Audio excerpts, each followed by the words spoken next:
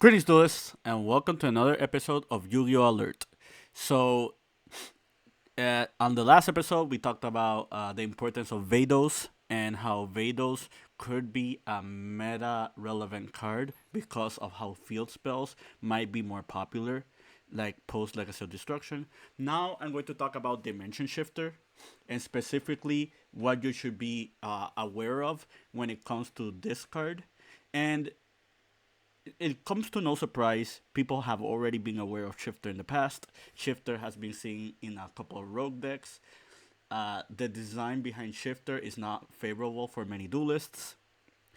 The main reason I'm bringing up Dimension Shifter now, as compared to past formats, is because Legacy of Destruction is going to warp the format in a way that benefits Dimension Shifter more than not. And I guess I need to explain that a little bit further. Uh, for me, Legacy of Destruction is a format changing set, but not because of meta contending decks, not because of like really powerful oppressive strategies like Snake Eye. The reason Legacy of Destruction is a really strong set for you to respect is because slowly but surely, lower ceiling decks are going to have a niche that just puts them ahead of the game above like other decks in the format. And if people are not prepared for them, they are just going to take over and they're going to like steal a lot of games and maybe even snag like high tier event wins because of it. Dimension Shifter is just one example to this equation. Before I talk about the new cards from Legacy Destruction, I guess I should talk about like the cards that or like the decks that already were present like with Shifter around. We already know about Flounderies. We already know about Vanquish Soul. We there are other decks and strategies like Kashtira that are just very popular with Shifter. One note that I'm gonna have to mention is with the return of Thunder Dragon Colossus. Thunder Dragons are now part of the game, and this deck did not have Dimension Shifter before, so now Dimension Shifter is another tool for this archetype. I also want to bring up Bestials because the existence of Bestial Dispater makes Shifter very favorable for decks that play Bestials themselves or can get to Dispater as part of their M board or part of their engine. We already seen Dispater being summoned like in Snake Eye, being paired up with Cypher and Lord Omega. That combo is a combo that not a lot of decks can achieve, but some decks that can achieve this combo can actually play under Shifter because those two components for that combo are both cards that work under Dimension Shifter. So I kind of just wanted to get those honorable mentions out of the way. So I guess we'll talk about the first deck that benefits out of Legacy of Destruction. And you already see it by this card right here. The card is Jubel. So with Nightmare Throne coming into the game, the Jubel strategy is a lot more consistent. It's a lot more resilient. It can play through more boards, and both Nightmare Throne and Eternal Favorite are two cards that are resource management cards that work with cards that are banished. Meaning that Dimension Shifter really doesn't hurt you a lot if you have ways to like allocate your resources from banishment, like more than not with multiple cards. And that's how the Jubel deck can thrive. Jubel as a strategy is already shaky for a lot of strategies as a whole. Not many decks can play through what Jubel tries to do. Jubel doesn't set up Omni Gates. However, the deck is very annoying with the setup from Nightmare Pain. This deck can make really powerful boards. This deck can play the Unchained Engine. It can play the new rank 10 XYZ, the Valgrath. So it's only a matter of time until you face more Jubel strategies. And some of these Jubel strategies can play Dimension Shifter. So Dimension Shifter is just a really, really powerful tool for this deck, and something that you should just take note of. Forgive the noise in the background. So another that I want to talk about is Centurion. So with the existence of Centurion, Auxilla is not named Auxilla here in DB yet, and the existence of Wake Up Centurion makes Centurion a very specific deck that can play Shifter as part of their strategy. And I'll explain. Auxilla can return like materials from the banishment into your spell and trap zone, while Wake Up Centurion can just spawn a token, and the token doesn't need to go to the graveyard for you to do your synchro summon. You are missing out on Wake Up Centurion's second effect, the one that spawns like sending a spell or trap, or just sending a Centurion card.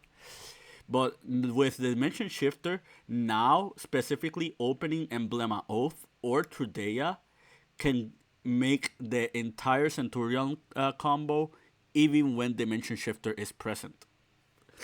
And that's really strong because if you're going second with this strategy and you need to like stop a very oppressive like deck, for example Snake Eye, Dimension Shifter will benefit you more than not because it is another going second tool for the Centurion strategy. A lot of people are fixated on just using Dimension Shifter like part of your lock that facilitates stopping your opponent with Calamity. But my response to that is if you're already shiftering your opponent and your opponent's strategy cannot play well on the shifter, there's no point for going for Calamity in this deck. You can just do other things, like for example Omega sniping from their hand and just using that as resource gain for the next turn. You can do stuff like Dissipator plays. If you already know, I am playing a Bestial version of this deck, and the Bestials don't conflict as much with Shifter as well. You can just set up for the next turn, and after the Shifter spawn effect is like subsided, you can then go for Calamity and then just go for game with this deck. So again, Centurion, another that you should be worried about. This deck will see a lot more play, more than usual, like moving forward. Moving as a splashable engine in other decks. So be wary of that if you are playing or against Dimension Shifter. Another strategy that is not as popular as Centurion, but it is worth mentioning, is the Raika monsters. So RagnarRaia is a new TCG archetype that just showed up from Legacy of Destruction, and this card, and this card, which are three of the main cards in their archetype, they all do resource management from banishment. This can special summon a Raika from banishment. This can add up to 2 Raikas from banishment, and this can return a monster from banishment to just special summon itself. So it's not every deck can play these cards alongside Dimension Shifter. However, there are a few that can play like stuff like Haggard, which is a new TCG exclusive. The Beat Trooper deck, it can also play Dimension Shifter because this monster does resource management from banishment as well. There's also Trap Tricks, which is another version of RagnarRaia that can play well on the Shifter. That deck doesn't really care about the graveyard at all, despite a few of their newer cards. So keep an eye for RagnarRaia. This is not really like a meta contending deck. This is more of a roguish strategy, much like Full Ondories. But this deck can play Dimension Shifter. So be wary of that when you're facing this deck.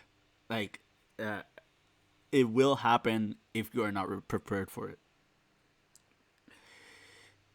So another theme that can play Dimension Shifter, and comes to no surprise to anyone. This is like one of the more meta contending decks that is going to show up right now.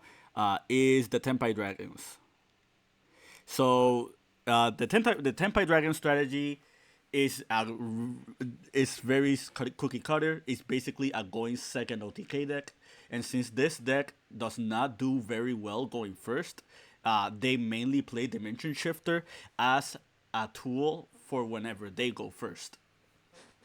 Also, Shifter helps this deck against like the really oppressive matchups like Snake Eye because it can soften like their plays.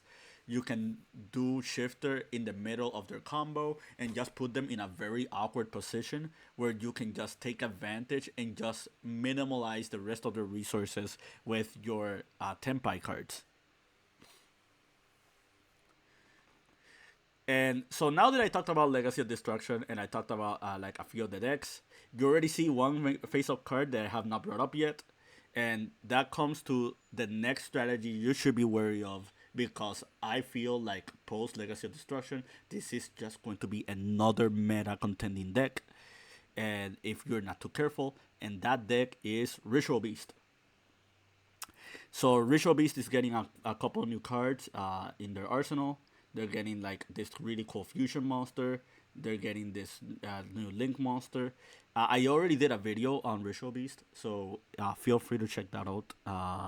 Like in my channel, if you really are in tune with Ritual Beast. I also placed in the community tab like Edo YGO, which is really good connoisseur of Ritual Beast. You should check him out if you're really interested in this deck.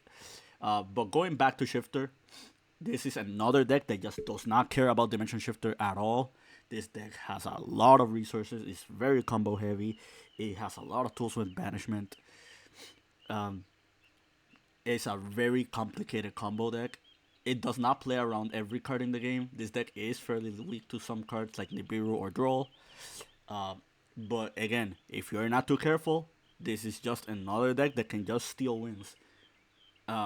Especially with Dimension Shifter in their arsenal. But yeah, that's it from me. I hope you found this video informative to your liking, understanding. I kind of wanted to bring this awareness of Dimension Shifter because sooner than later you will be seeing this card in more decks and like more newer decks or as well as older strategies. They just benefited from new cards, and everybody knows how strong this card is. This card is a really decisive card. There's a reason why Kashtira was the best deck for 6 months prior to the hit of a Rise Heart, and it's because of just how powerful that card was. Very similar to this one. So that's it from me. That's it. Keep practicing and keep dueling.